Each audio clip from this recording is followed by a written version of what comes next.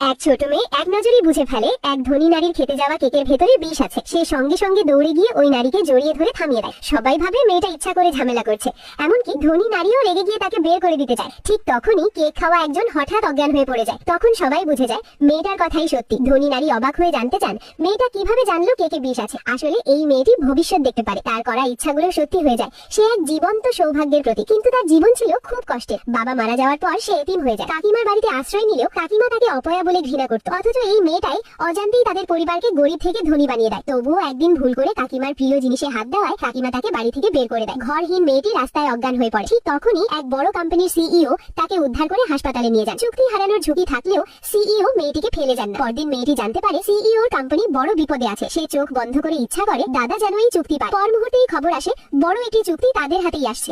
CEO বুঝে যান এই মেয়েটাই তার ভাগ্য বদলে দিয়েছে। তিনি তাকে নিজের ছোট বোনের মতো করে বাড়িতে নিয়ে যান। কিছুদিন পর তারা এক ধনী নারীর জন্মদিনের অনুষ্ঠানে যায়। কেক আনার মুহূর্তে মেয়েটি আবার বিপদ বুঝে সবাইকে বাঁচায়। কৃতজ্ঞ হয়ে ধনী নারী মেয়েটিকে কোটি টাকার গয়না দেন এবং সিইও কে 50 কোটি টাকার প্রজেক্ট দেন। সবাই হতবাক। ঠিক তখনই অনুষ্ঠানে এসে হাজির হয় মেয়েটির নিষ্ঠুর কাকিমা। সে মেয়েটাকে চোর অপয়া বলে অপমান করতে যায়, কিন্তু ধনী নারীর সামনে এসে ঘোষণা করেন এই মেয়েটা এখন আমার নাতনির মতো।